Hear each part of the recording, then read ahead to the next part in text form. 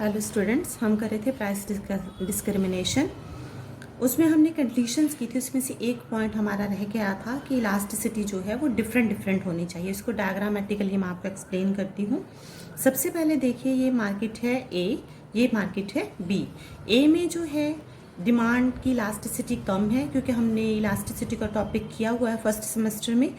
Elasticity कम मतलब steeper demand का, और फ्लैटर का मतलब क्या होता है, ज़्यादा इलास्टिक है। ये कम इलास्टिक डिमांड है और ये ज़्यादा इलास्टिक। ध्यान रखना, इसको ज़्यादा स्टीपर बनाना है, इसको फ्लैटर बनाना है।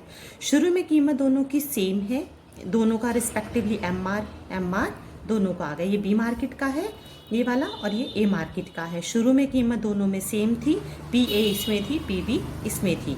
अब मोनोपलिस्ट के दिमाग में आया कि कीमत अलग अलग रखी जाए। उसने इसमें क्या कर दिया, कीमत ज़्यादा रख दी, इसमें कीमत कम रख दी। क्योंकि हमने ये मार्केट उसमें पढ़ा हुआ है इंपॉर्टेंस ऑफ प्राइस इलास्टिसिटी में, कि जिसमें लोच कम होती है उसमें कीमत ज़्यादा रखनी होती है, और जिसकी लोच जो ज़्यादा होती है वहाँ पे कीमत कम रखी जाती है। तो ये सारा आपने फर्स्ट ईयर में पढ़ा, इसलिए हमने यहाँ पे ज़्यादा कर दी, यहाँ पे कम कर दी।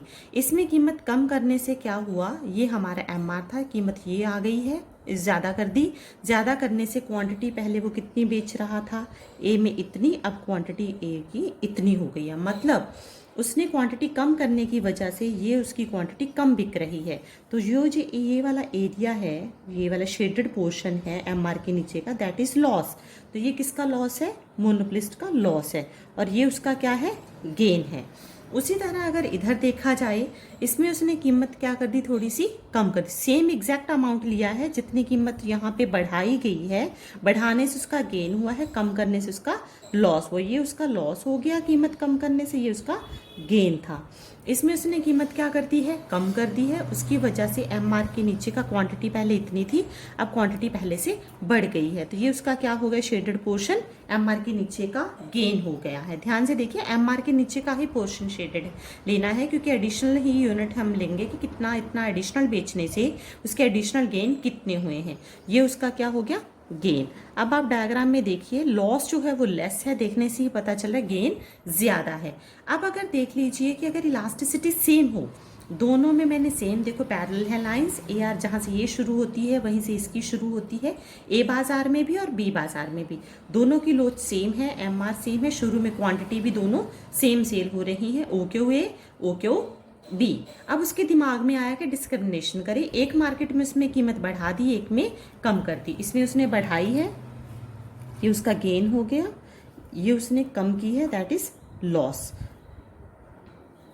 अब क्या है, जो गेन हुआ है और लॉस ये तो बराबर है यहाँ पे, तो क्योंकि कीमत जितनी 1 रुपया अगर इधर बढ़ाई है तो 1 रुपया कम की, ये हमने बराबर लिया है दोनों में। अब क्या हुआ, यहाँ पे हमने देखना है एम आर के नीचे का ये सारा वर्टिकल पोर्शन, उसका क्या हुआ है, लॉस हुआ है, क्योंकि क्वांटिटी क्या हुई है, कम हुई है। तो ये सारा का सारा ए बी क्यू ए, ये सारा शेडेड जो वर्टिकल शेडेड पोर्शन है, दैट इज उसका क्या हुआ है, लॉस, क्योंकि मतलब बढ़ाने से क्वांटिटी कम हो गई है। इधर वाला ये हॉरिजॉन्टल पोर्शन जो है, ये उसका क्या हुआ है, लॉस, गेन, सॉरी, ये क्या हुआ है, गेन, क्योंकि यहाँ पे उसने कीमत कम की है और उसकी क्वांटिटी जो है वो बढ़ गई है। क्योंकि इलास्टिसिटी सेम है, क्यू ए और ये वाला जो एरिया है दोनों बराबर आएंगे। नीचे का जो रेक्टेंगल है, ये वाली, अगर हम रेक्टेंगल की बात करें तो ये वाली लाइन और ये वाली लाइन बराबर आएगी, क्योंकि ये वाली लाइन और ये वाली लाइन आपस में बराबर है, क्योंकि हमने इलास्टिसिटी बराबर ली है। क्योंकि ये लाइंस आपस में पैरेलल हैं, ये बिल्कुल एग्जैक्ट सेम आएगा अगर आप स्केल से बनाओगे। तो यहाँ पे जितनी क्वांटिटी लोगे यहाँ पे भी उतनी ही लेनी है, ये भी बराबर आएगी, कीमत भी बराबर लेनी है। और इसकी ये जो गैप है वर्टिकल पोर्शन से, ये वाला जो हॉरिजॉन्टल आ जाएगा वाई एक्सिस से, पी ए से लेकर यहाँ तक जो गैप है, ये दोनों आपस में बराबर होने चाहिए। ये बराबर का मतलब ये लोच क्या है, बराबर है, इलास्टिसिटी बराबर है।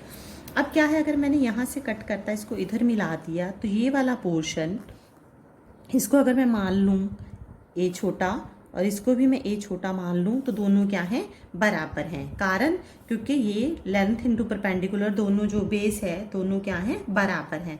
अगर हम रेक्टेंगल का एरिया निकाल लें, लेंथ इंटू ब्रेड्थ दोनों क्या हैं, बराबर हैं। ए डैश लिख लेते हैं, a is equal to a dash.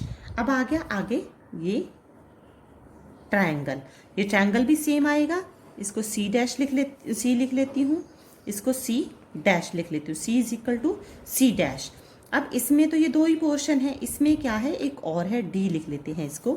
मतलब अगर लॉस की बात करें, लॉस तीन चीज़ों में बंटा है, ए बी और सॉरी ए सी प्लस डी, और जो गेन है वो दो हिस्सों में है, ए डैश प्लस सी डैश। तो ये क्या है, डी एडिशनल है कि अगर लोड सेम होगी, इलास्टिसिटी सेम होगी, तब अगर आप डिस्क्रिमिनेट करना चाहोगे तो आपका नुकसान होगा। तभी आप डिस्क्रिमिनेट करें अगर मार्केट्स में क्या है, लोच में इलास्टिसिटी में डिफरेंस है। अगर इलास्टिसिटी में डिफरेंस नहीं है, दोनों में इलास्टिसिटी बराबर है, तो आपको डिस्क्रिमिनेशन नहीं करना चाहिए, क्योंकि डिस्क्रिमिनेशन का मीनिंग आपका नुकसान है, क्योंकि loss is greater than gain, loss is greater than gain if elasticity is equal है, दोनों में इलास्टिसिटी ए मार्केट की और बी मार्केट की इलास्टिसिटी बराबर है, तो आप डिस्क्रिमिनेशन, नो डिस्क्रिमिनेशन, मतलब कीमत विभेद नहीं होना चाहिए। कीमत विभेद कब करना चाहिए, अगर इलास्टिसिटी डिफरेंट हो। अब आपको क्लियर हो गया अच्छे से कि अगर प्राइस डिस्क्रिमिनेशन अलग अलग है तो आपने डिस्क्रिमिनेशन करनी है, अगर इलास्टिसिटी सेम है तो डिस्क्रिमिनेशन नहीं करनी है। तो इसका मतलब इलास्टिसिटी का बहुत इंपॉर्टेंट रोल है प्राइस डिस्क्रिमिनेशन को डिसाइड करने में। ये आपने डायग्राम शो हैं अपनी उसमें पॉइंट में ऐड करनी है आपकी बुक में, ये थर्ड पॉइंट है कंडीशंस में, उसमें ये दोनों डायग्राम्स आप ऐड करोगे। नेक्स्ट है कि प्राइस डिस्क्रिमिनेशन प्रॉफिटेबल कब है। ये तो हमने डायग्रामेटिकली तो कर ही लिया कि जिस मार्केट में इलास्टिसिटी ज़्यादा हो उसमें कीमत कम रखनी चाहिए, और जिसमें इलास्टिसिटी कम हो उसमें कीमत ज़्यादा रखनी चाहिए। डायग्रामेटिकली हम कर चुके हैं, अब हम मैथमेटिकली देखेंगे कि किस तरह से ये डिसीजंस लिए जाएंगे, किस तरह से हमें पता चलता है कि कम लोचदार में कीमत ज़्यादा और ज़्यादा लोचदार में कीमत कम होनी चाहिए। तो इलास्टिसिटी का फॉर्मूला आप लोगों ने किया हुआ है, revenue method, A R upon A R minus M R. तो अगर क्रॉस मल्टीप्लाई कर दे तो ये ब्रैकेट उधर चलेगी, ए आर इधर आ गया। तो अब क्या करोगे, इलास्टिसिटी की ब्रैकेट मैंने खोल दी, elasticity a r, elasticity M R is equal to A r. अब ए आर एक तरफ ले गए और एम आर एक तरफ ले गए, तो एम आर निकालना है हमने। M are is equal to क्या होता है, ए आर एन ब्रैकेट में elasticity minus 1 upon elasticity. M R आप ई भी लिख सकते हो, ईटा भी लिख सकते हो। एम आर अगर हम इलास्टिसिटी प्राइस डिस्क्रिमिनेशन की जो कंडीशंस होती हैं वो M R A is equal to M R B is equal to M C, क्योंकि कंडीशन तो वही रहेगी, M are is equal to M C, जो हमने पिछली मार्केट्स में करी हैं, M are is equal to M C रहेगा। अब दो एम आर हैं, दो मार्केट्स में डिवाइड कर, तो एडिशनल यूनिट से जो रेवेन्यू है ए मार्केट से या फिर बी मार्केट से, दोनों आपस में बराबर होने चाहिए, और दोनों किसके बराबर होने चाहिए, एम सी के। तो हमने ए का निकालना है तो ए लग जाएगा, ए आर ए का, इलास्टिसिटी ए मार्केट की, इलास्टिसिटी बी ए मार्केट की। अब बी का निकालना तो नीचे सभी जगह क्या लिख दोगे आप, बी बी। तो अब कंडीशन क्या है, ये दोनों आपस में क्या होने चाहिए, बराबर। M R A is equal to M R B means क्या है, A R A elasticity A minus 1 upon elasticity A is equal to A R B elasticity B minus 1 elasticity B. अब लेट ले लीजिए, late जो elasticity है ए बाज़ार में वो है 2 और इलास्टिसिटी बी बाज़ार में जो है 5 है। तो हम पुट करके देखेंगे क्या रिजल्ट्स निकलते हैं। ए आर का दूसरा नाम क्या होता है, प्राइस ऑफ ए, बोलिए। अब एन ए 2 माइनस 1 अपॉन 2 आ जाएगा, यहाँ प्राइस ऑफ बी आ गया, यहाँ पे 5 माइनस 1 अपॉन 5, क्योंकि A R is equal to price होता है। ये कंडीशन ये हमारी बताइए हमें, ए आर का दूसरा नाम कीमत होता है। तो ये कितना आ गया, P A upon 2 is equal to 4 P B upon 5, क्योंकि 2 माइनस 1 1, 5 माइनस 1 4। अब अगर क्रॉस मल्टीप्लाई करें हम तो क्या आ जाएगा, नेक्स्ट पी ए 5 यहाँ आ जाएगा, यहाँ पे 8 पी बी। अगर मुझे रेशोज निकालनी है P A upon P B तो कितना आ जाएगा, 8/5 5। तो पी ए की कीमत कितनी आएगी 8 और पी बी की 5 प्रोपोर्शनेटली।